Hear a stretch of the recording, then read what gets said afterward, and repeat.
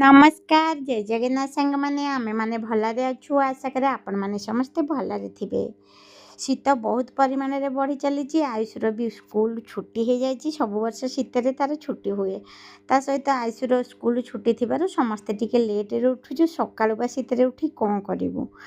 ଆଜି ସକାଳ ନାସ୍ତାରେ ମୋର ପରଟା ସହିତ ତଡ଼କା ଟିକେ ବନା ହେଇଥିଲା। ସମସ୍ତେ ମିଳିମିଶି ଖାଇଲୁ। ଯଦି ଆପଣମାନଙ୍କର ପ୍ରୋଗ୍ରାମ ଶୀତ ଦିନେ ଦିଲ୍ଲୀ ବୁଲିବାର ହେଉଛି ତାହେଲେ ବିଲକୁଲ ଆସନ୍ତୁନି। କାରଣ ଏଠି ଏତେ ପରିମାଣରେ ଶୀତ ହେଉଛି ଯେ ଆପଣ ବିଲକୁଲ ସମ୍ଭାଳି ପାରିବେନି।